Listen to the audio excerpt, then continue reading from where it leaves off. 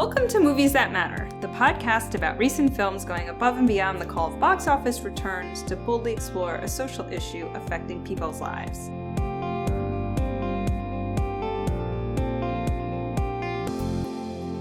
I'm Nicole Finari, and with me today is... Christopher Robinson. And what movie are we overanalyzing this week? 1917. So 1917 follows the story of two young British soldiers, played by George Mackay and Dean Charles Chapman, at the height of World War I, who have been given a mission to deliver a message which will warn of an ambush during one of the skirmishes soon after the German retreat to the Hindenburg Line. Directed by Sam Mendes and notably shot by Richard Deakins, winner, I think last year, for Blade Runner 1949 Oscar for cinematography. So, what did you think? I enjoyed it. It was a good war film. It's like usually that cinematographer and Sam Mendes, they usually make beautiful films. Mm-hmm. Like you notice that about Skyfall and some of his other, but you also mentioned Blade Runner. Sam Mendes with Skyfall. Yeah. But yeah, it was a very pretty film. It was a good war film, and I think he was kind of dedicated to his grandfather. Mm-hmm. So yeah, I enjoyed it. Okay. Yeah, I came out of it thinking that was everything they wanted me to feel about Saving Private Ryan and didn't. Oh, okay. Oh, you didn't? Well, yeah. Yeah, I loved it. I was like, this Good. is what Saving Private Ryan, I think, was supposed to be. I don't know. I didn't like Saving Private Ryan, and I really liked this. See, I guess I would compare this, like, I was having that same type of feeling about Rogue One, because this is a men-on-a-mission movie, and this felt like I actually cared about the people in it, which was very important. Yeah, so... I guess, was it? A Men on a Mission? So, it's interesting. And so I read, for the most part, it's gotten really positive reviews, although there are always contrarians. And I read some of the negative reviews. And one of the complaints was like, oh, I didn't really care about the people. What? And what I really disliked about Saving Private Ryan was like, there was all this like sort of hinky, just like tug on your heartstrings backstory so that you... given in 2 seconds to like make you care, and you don't like Spielberg. No, and he does put he puts a little bit more oomph. I agree with you on that part. Yeah, and so this I'm like, maybe you just care that these people are at war, and you care about their mission succeeding because a whole lot of people's lives are on the line. Do you know what I mean? Like maybe you don't actually have to like someone personally to care about their well-being, right? I think that you got enough time with the two leads to actually care about them, and they did a very good job of making it clear that they're just normal guys, right? And that was enough for you to understand it. There were two like general archetypes, like the old veteran versus, I'm going to call him the old veteran. Quote unquote old, right. Like, but when you're in war, the one who lives that long, you're a veteran at that point.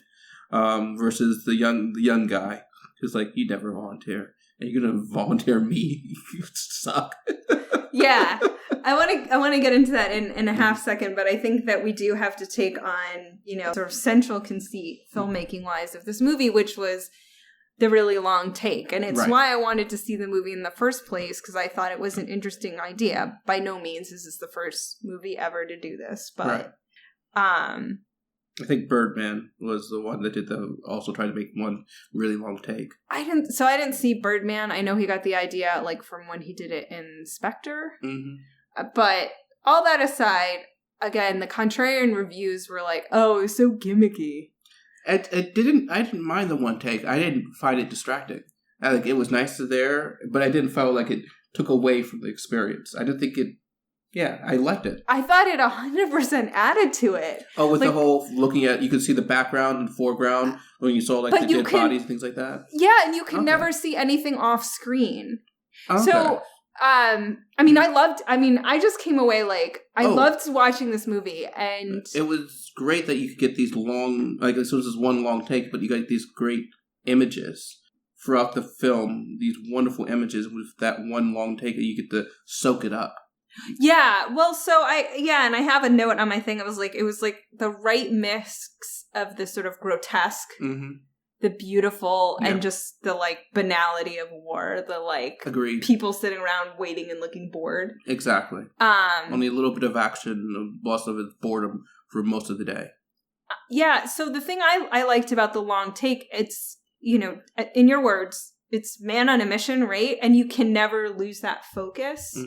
So I felt like if you had shot this movie traditionally, for one example, first part of their journey is they have to go over no man's land to the German trenches. I've been told the Germans have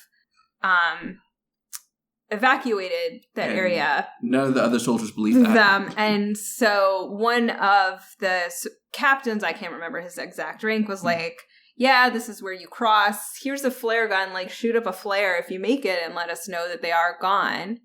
And you know, like, do traverse the area and they do get to shoot off the flare gun. And I was like, and in a traditionally shot movie, you would cut to the flare gun. The captain seeing the flare, like the rest of them seeing the flare, right? And you'd be like, okay, they saw it, cool. But here you're like, we don't know, we don't know. Which it's just like, is in their mindset, I shoot the flare and we keep on going to the next thing. And I was like, this was, I said, I didn't find it gimmicky at all. I felt like this was absolutely the way you would want to tell this type of story. It was really nice, yes. It was super effective, and I can't say to people enough, I guess, for once ever, and you have no idea how many times the podcast has been screwed up by wide release dates being different than published dates. We actually got to see this here in DC. It'll be in wide release right when the podcast is published, and I cannot stress enough, see this in the theater. Yes, you should definitely see this in the theater. It's a very, very beautiful movie. The sound work is also very well done. I like the cinematography. A lot of breathing. And I just liked how the movie begins and ends in a beautiful field, peaceful, beautiful field, ends in a peaceful, beautiful field, and it's really well done. And it does, and like you said, it is a journey through like some of the most darkest things, and like it says, like, oh yeah, go past the dead horses, and then and you see all these dead people buried in the muck. And one of the things about World War I is, this was also surprised about, is that you usually don't have a happy World War I movie.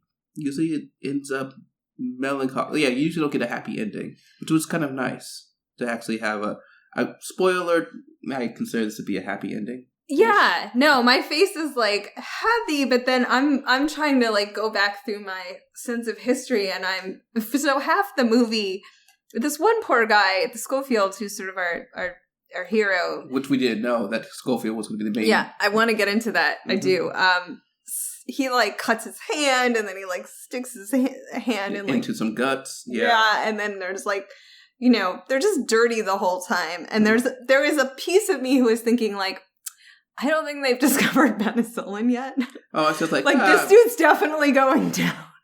It'll be fine. I mean, like it kept on bleeding out. So and it was like so, and I was just like, I kept thinking like, if his hand falls off, but it was just like, again, in sort of the horrors of war, you had the gas warfare. Yeah. Everyone was had to do amputations and everything. Yeah, and then again, no antibiotics hadn't been discovered yet, so people were just dying of infection. Yeah, anyway, like, there's very little, I think under the best of circumstances, there's very little to consider a win. But I want to circle back to that. Good point. I think for me, there was only one thing that I didn't like about the movie, which was the score.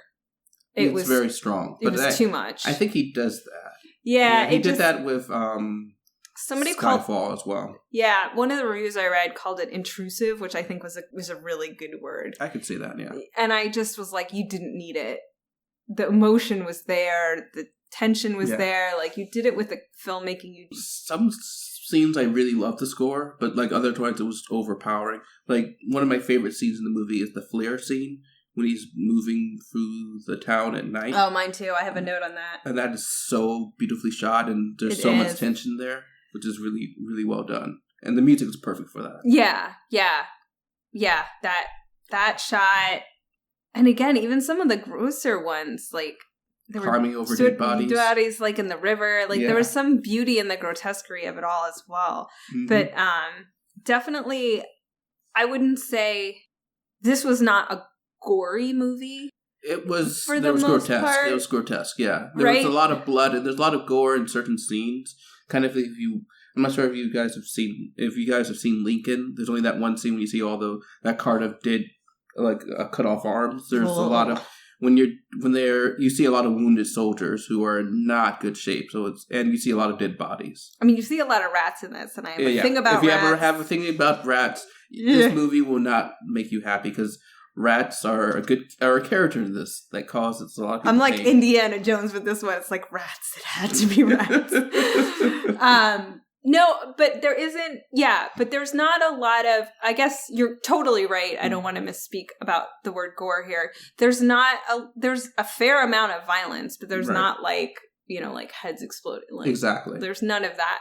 Very little of that kind of stuff. Like the gore and the grotesquerie is sort of left for like. Yeah, you don't see a lot of people dying on screen. Right. Well, you do. Yeah, you kind of. Okay, let me rephrase that. It's not like an usual action movie. Yeah. And I did think, like, for however unrealistic it was, which someone pointed out, I was like, oh God, who cares?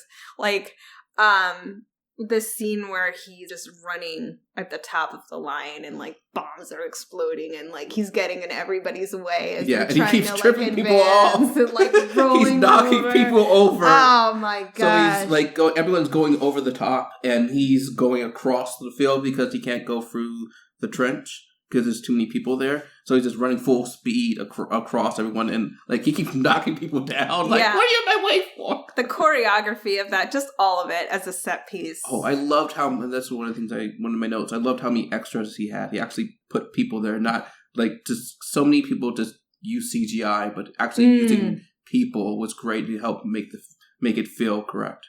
Yeah, and I read an article which I'll post where they said, like, partly because of the way that the movie was shot, and then a little bit, like, sort of intentionally, they kept extras standing around a lot, so they would look super bored, because most of World War I was being bored in a trench. Yeah, trench warfare, which you would fight these horrible battles just for a few hundred yards. Yeah. And the trenches themselves... So we're talking to somebody else, he was like, God, the production design was amazing. I was like, it really was. And they had the difference between the British trenches versus the German trenches. Which were, like, way better engineered. And they have places to stay out under. It was like, don't, like... over-engineer everything. Yeah, like, don't, like, stereotype the Germans here. No, I'm sure it was true to the time period, but, like, it definitely, it really did give you a sense of the trenches and what it was like. And I've seen other World War I movies, but somehow because they sort of have to, they've always been spacious. And I think here even for all the cameras and everything, but like when you have to shove through everyone's way to get there. Yeah. That must have been really interesting at how they filmed this. But like they did a great job of like you following them through, going through the trenches. Oh, you have to only go over the top of this place. So you have to wind through all these people. Yeah. It was incredible. I just as a movie. So let's talk about I could not have mispredicted this movie more strongly. That was a nice surprise. It was I really thought Schofield was going to die and Blake was going to continue on. I thought they were both going to get there, but like, oh, no. Oh, Blake's dead. Well, okay. That makes sense. I thought it was like the classic sort of Clerks, I didn't even want to come in today. Well, I mean, thing like the person who is like the reluctant volunteer always is the one who dies. Like, and he was complaining about this, like, why am I here? Yeah, and I really like had it in my head that it was going to be the reverse. And Schofield nearly dies with a booby trap that goes off, which is a great scene when they have to try to escape from the collapsing bunker. And Blake saves him. Yeah. But like it's just like another reason why you hate rats. They set off booby traps. It's a movie, if you've ever seen it, a lot of us who took Spanish were made to see this movie El Norte. They get attacked by rats, and I've been afraid of rats ever since that movie. It's really graphic. And then, like, for people who are at war, they are bound and determined to never try to hurt anybody, which repeatedly gets them into trouble. Oh, well, no, they're not. See, this is the whole thing is that, like, well, that was Blake's fault. And I think Blake... No. Oh, you're talking... Okay, There are more than one instance. Okay, so for the one when they see the guy get shot down, for the first... I didn't realize it was a German soldier, a German pilot, until after Blake got stabbed. Because, like, I couldn't understand what he was saying. I thought he was just being... Incoherent because he was on fire. But no, he was a German soldier who decided, like, oh, I guess I got shot down. Might as well kill the nice British person who tried to help me. Yep. Yeah. So, which they would have known it was a German plane. Like, yeah, they knew what they were dealing with. They knew what they were doing, and that's why I said, like, we could give him a mercy killing because he was burned. He was severely burned on his lower body. I mean, they were going to try to help the guy out. Mm-hmm. And then there's, like, a later scene where, I mean, basically Schofield, like, never fires first. Oh, because, like, no when one likes he meets the German guy, he, like, is like, shh, and the guy, like, yells. He said, I'm like, of course, why are you so trusting? Like, I mean, because, like, like I said, like, there weren't, like, I like the normal, that these are normal people who are just happy. Right, no, I agree. And, like, this whole, like you said, they're going to try to help this guy this crash pilot, mercy gets you killed, which is a common thing in war movies. And then, like, that whole desperate fight with the young German soldier when he's trying to try to tell him to go be quiet, and, like, they're fumbling, he drops the knife and he ends up having to choke the kid out, which is like, yeah, that's gonna happen. Yeah, I thought, and I was thinking of, I believe I have my military history, right, where they discovered that in World War I, like, 90% of the soldiers weren't firing at anybody. Correct. And then they were like, we need to train soldiers to actually shoot at people. Because the human instinct for 90% of people is not to do that thing. Yeah, conscription's kind of hard, and trying to teach people to kill other people is a very difficult thing. Right. So I found that I liked that when it was a matter of sort of self-defense, he was using to use violence, then I would get annoyed that he was so trusting, but I did think it was realistic, and I did like that they didn't make either of them these, like, die hard Rambo, like, the mission at all costs, you know, yeah, Blake was there because, like, it's my brother, I gotta save my brother, versus kids. Schofield, and, like, but I do think, like, Blake I don't know if Blake would have had the ability to do what Schofield was willing to do. Because Schofield, he won a medal, but he didn't care about it because it doesn't help me. I'd rather be home with my family. But not. And I liked. So there's a line in the movie about being home with your family where he says, like, being on leave is too hard. Yeah, because you have to go back. Yeah, and it's like, it's such a weird. And I've read tons of books, at least, if not seen movies about, like people at war, and usually World War II, but sometimes World War I when they have leave, and it's like, as an American where we were always fighting so far away, it's like a really hard concept to, like, wrap my head on, that you just, like, leave a war and then, like, have not war. Yeah, you just go back to, like, a peaceful area where no like home, actually, like, yeah. and it's like, you know, obviously, like, again, movies about Vietnam or Iraq or whatever, it's like they have leave, but they have leave to someplace that's close, but not back home. With the whole... so it's just like... It's a weird thing. It's still a thing I can't quite wrap Americans, my head around. Like I said, Americans, we all fight someplace far, far away, but, like, the Brits and the French, and having to fight someplace close. It's close enough that you can go home, see your family, and then have to go, oh, crap, I have to go back to all this muck. So... Yeah, and another good line in there, too, about, like, you know, obviously the fighting that does take place in France... And they're like, this isn't even our country. Like, yeah, exactly. Again, World War I was, like, obviously the most senseless and... It is called one of the most pointless wars, which is why I was so surprised with this having a positive ending. Most World War I movies usually have sad endings, because, like, it was a really pointless war. It's just, like, everyone decided, oh, we have to keep our alliances, and it just dragged into everyone into a battle that was worthless. It really didn't make any sense. I know the Civil War was the first kind of started to see the whole trench warfare issue of the, like, two ability to defend a location really easily, and really hard to take it. And then World War I just showed, oh yeah, this is going to be a bunch of crap. And thousands or millions of people died, really, just going back and forth for this small little area. Mm-hmm. So I liked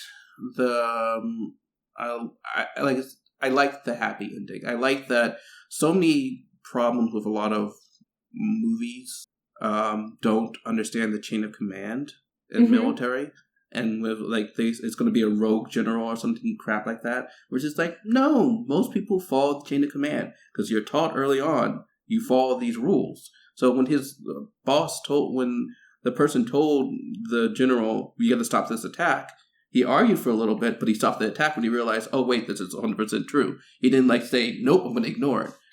But I did think I really did like, so there's, one interlude where Mark Strong shows up, and he was like, when you give him this letter, make sure that there are witnesses, because there are people who would just ignore the order. And I like that they did address that is a possibility and has happened. Some people just want to fight. But it was also nice to not have, the general be the villain. There was so many of these movies have, a rogue general or general who's just too ornery to fight, and he gets a lot of people killed for no good reason. It was nice to have him. He was a reasonable person, and this was Benjamin Cumberbatch, right? Benedict, and I usually don't like him, but now he was good in this one, so good for him. Yeah, I thought that's a really good point. I hadn't thought of it that way. That the enemies, at least from our Alliance perspective on World War I, the enemies are all the Germans. There's no enemies within. Which is good. I liked, one of the main issues my mom had was, I saw it with my mom, and she had issues with that there were one note, the Germans were one note, but I thought they didn't really need to be. They weren't really, it was more that you need to get into the mission. You didn't need a German enemy, or you didn't need to know any of the Germans personally, or didn't need to know that much information about them, because they were just more obstacles. Right. That's how I saw it. I thought about that too, and I agree with you that, for all that I rail against simple movies about good and evil, I don't think that's what this was, first of all. And second of all, trying to humanize the people on the other side, I've brought this movie up more than once. Go see Joyeux Noel. Mm-hmm. Go see the movie about the Christmas Day armistices. There's plenty of movies that do that. That's not what the point of this movie was. Yeah, that wasn't the story. Yeah, the Germans were just background.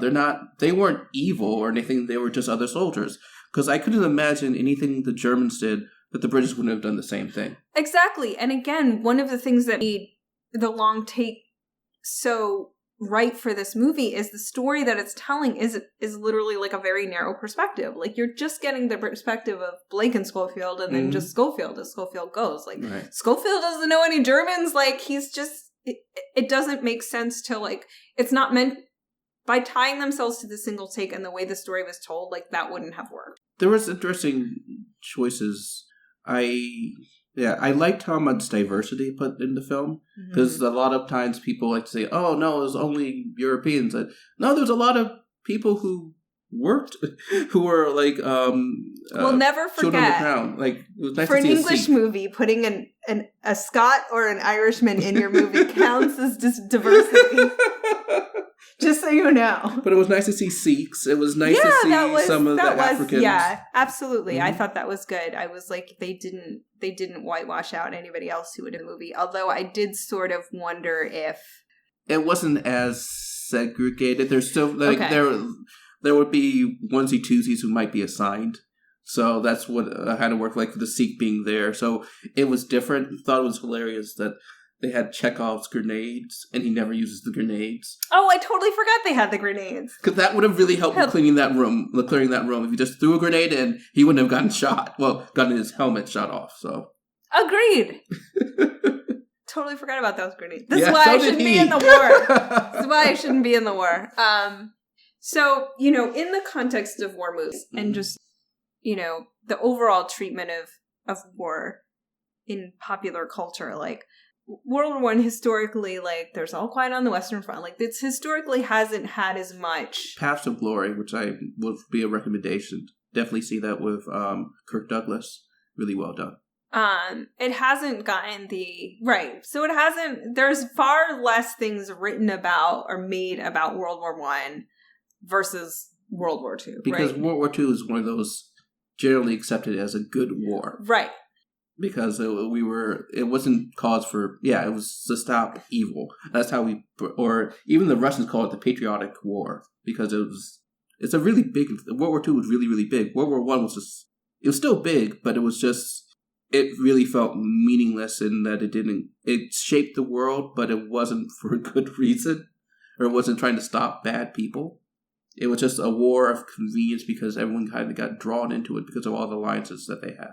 Right, but I guess my problem with the overweight on World War II and the underweight on, say, World War I, is that I would say the vast majority of wars we fight are totally senseless. Yes. And much more representative of World War I than anything else. And yet all we ever talk about, but in order to frame and to create more soldiers and more people who want to go to war, we have to keep presenting war as this noble, glorious battle against evil. There's a lot of films that talk about how war is bad, and you see that with, especially the Vietnam War films. Right, okay. Point there.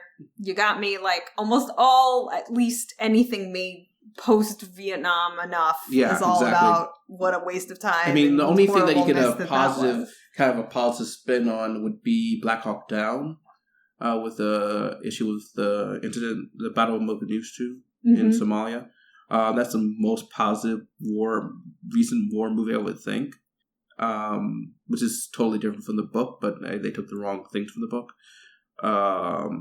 But war, and World War II is easy to go to because we have clear-cut good guys and bad guys. World War I is considered the senseless war. Korean War, no one really talks about the Korean War that much. Oh yeah, no one in America talks about the Korean War. Yeah, that much. But there's one of the benefits of living in DC is going to see the monuments, and for me, I love the Korean War memorial. And there's a quote. There's a plaque with a quote. It was we went to fight in a place we never heard of for a reason we didn't understand. It was this was just a baffling choice for everybody involved. Why are we here? That's a good point. Boy, talk a battle war that almost never gets covered on our side. I think we did was the 50th? When my class went to the 50th anniversary of the Korean War, I think. And like you said, no one talks about it. And it's considered the forgotten war.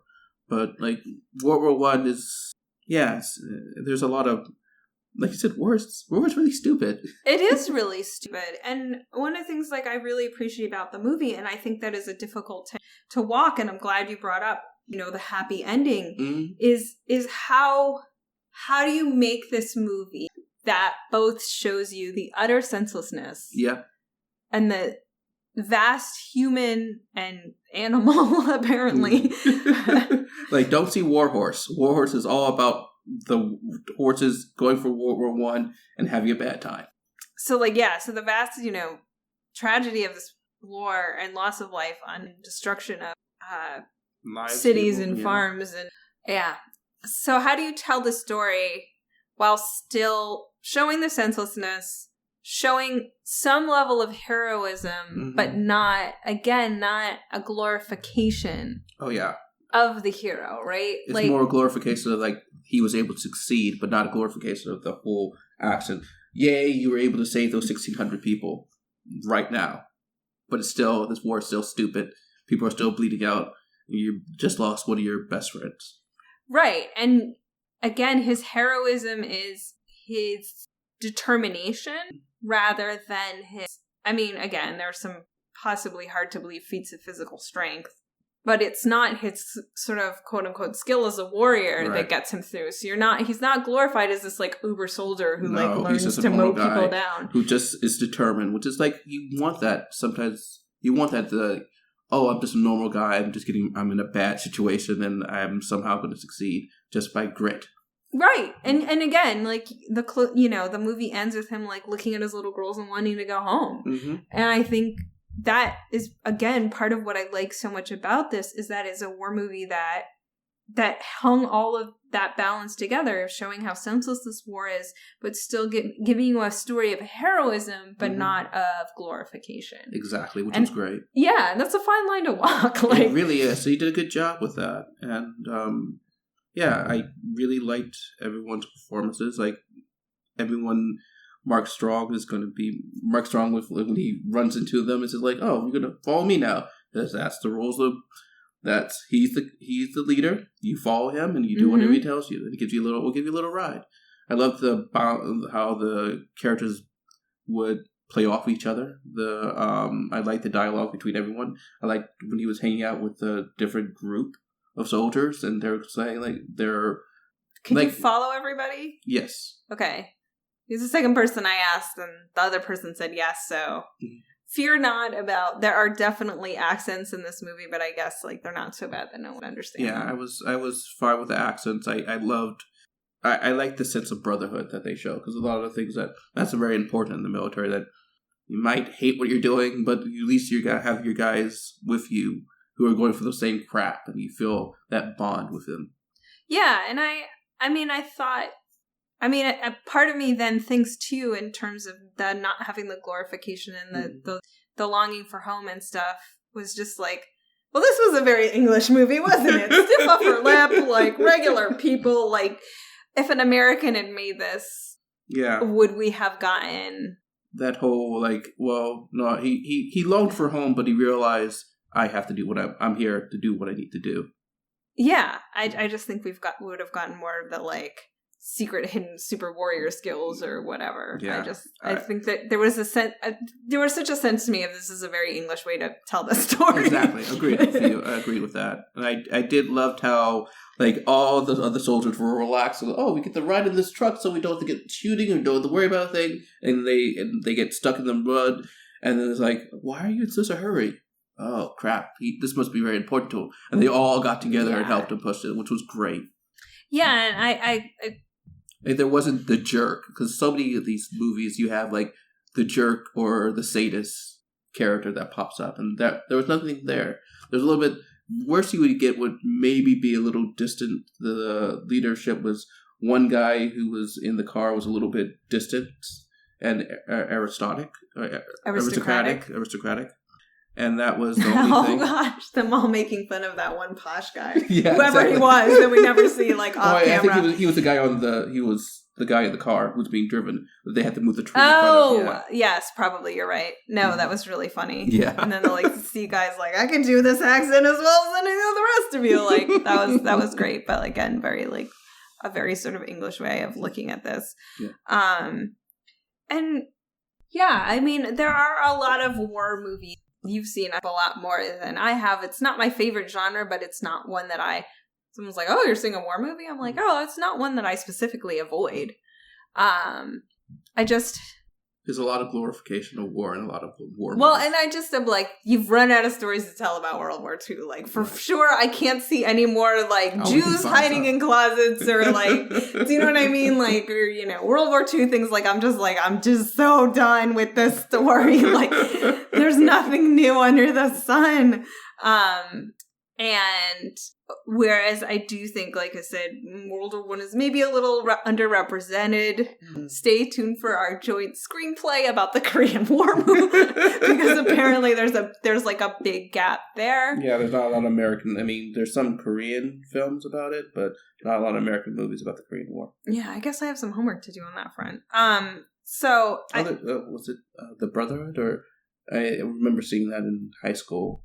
Those good Korean War films. There's a few of them. What I want a war movie to do well is what this movie did well, and to not, I'm not one who wants to see a war movie that's rah, rah, war is great, it's the making of men. Yeah, there's some movies, most of them aren't, but there's a lot that are, Black Hawk Down, like I said, I think it missed the point. It was too more raw, raw, raw, America's great, versus raw, raw, raw, we didn't really think this through. The book does a very good job of saying that, war crimes were done on both sides. Sure. And we kind of ignore those war crimes. Mm-hmm. And I was very upset about that. And the book was better Black Hawk Down is a great book. I recommend everyone to read it, and it just shows some of our arrogance. And it was nice the writer went out of his way to get different points of perspective, even from the Somalians and what they were going through. Versus the movie is not so.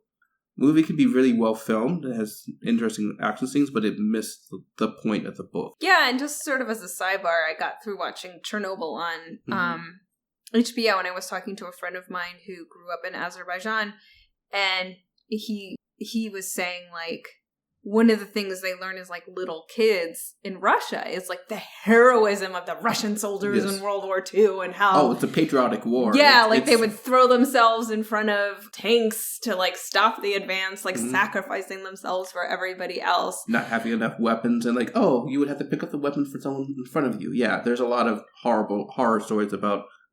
If you watch Russian, there's a lot of Russian war movies, and it tells you a totally different perspective of the war. Right, but on top of that, like, again, so apparently there's this whole, like, rah, rah, rah World War II thing in Russia as well, but at the same time, like, they're very sort of cognizant and bitter. Yeah. That, 20 million. That the other, allied powers never really acknowledged how much work that the Russians their did. sacrifice. Yeah. And 20 million civilians. Like, they immediately turned around and went after stuff. Like, they never trusted them. They were always seen as the owners. Like, look at what... because remember... Again, from the Russian perspective. Russia and Germany were like this until... And, like, Stalin didn't think that... That Hitler was going to betray him, even though everyone was saying... As a Jew, I have no love for Stalin. But I'm just saying, like... There's a reason why... reason why we don't trust the Russians. There was. Yes. But from their perspective, they're like, look at all the stuff we did for you, and you never gave us credit for it. They also screwed Poland really hard. Yes, they did. So anyway... Sorry. And other things the Russians have done, of course. Right. And so it's just, we've sort of fixated on this, like, one war is the good war, and we have all these... And our idea of war, is such a way to, like, inspire patriotism and loyalty. We always go back to World War II because that's the one that's easy.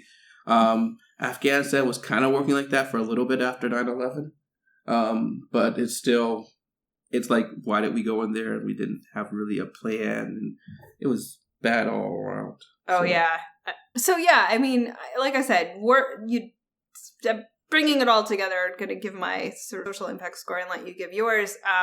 Like, war movies are not my favorite genre, but there are plenty that I do like. And I just... Paths of Glory.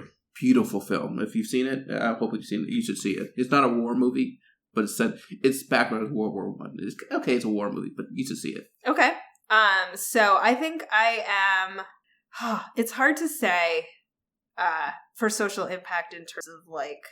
I do still think there's a feeling of, like, well, that was a bad war, but the other ones we fought are good ones. You know what I mean? Like, so I don't know what the impact necessarily will be. I think that this will definitely get the award season is definitely going to get some awards. Oh, yeah. And I think they'll get some. And we're going to be in that awkward position where Deakins needs to win again, and they're like, but we gave it to him last year. And then they, like... Like, the same thing happened with Catherine Bigelow, where you're like, no, but that wasn't the one she should have gotten an Oscar for. Oh, well. But their, like, follow-up ends up being even better.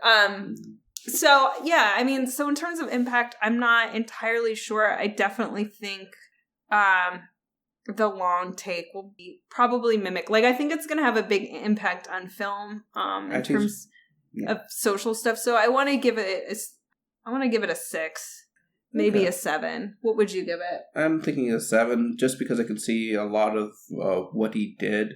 One's going to do well on award time. I can see a lot of other future cinematographers and directors taking some of the work that he's done. Mm-hmm. It's always nice to see a World War I movie that, it's nice to see a movie which doesn't make the military seem stupid, which is also a good thing to do. And it's a solemn movie, so I can see this getting a 7. Okay. All right, so recommendations? You've given a couple already. Yeah, Paths of Glory, But yeah, Paths to Glory you should definitely see. When We Were Soldiers is good. It was directed by Mel Gibson. Because he can do a very good job as a director sometimes. So now as a Jew, no. But I can't endorse Mel Gibson or Stalin. Fair enough. And I can understand why you would be hesitant to. But go with Paths to Glory. Let's go with that. I'm going to recommend a book called Regeneration by Pat Barker. Okay. So it's set in a convalescent home for World War I soldiers and really talks about the aftermath of just how, it talks about the aftermath of war. And there's I don't know if you've ever seen the George Carlin skit where he goes through like all the different ways they've renamed PTSD after like every... Oh, no, I didn't see that skit. I'll post it in the show notes. It's really brilliant where he's like, first Shell we called shocked. it this, then we called it shell-shocked, and then we called it... And he talks about like how each time the term gets like farther away from the violence and distancing. Anyway. Oh, that sounds like a great skit. Yeah, it's really provocative.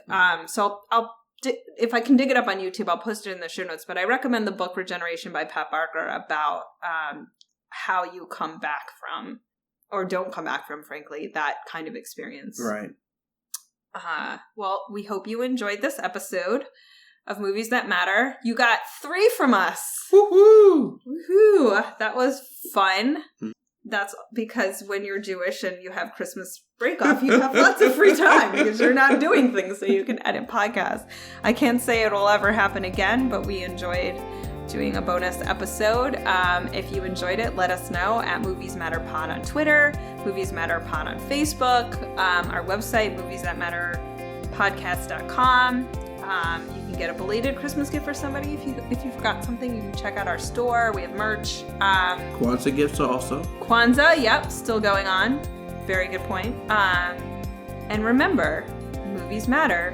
And so do you. We'll see you next time.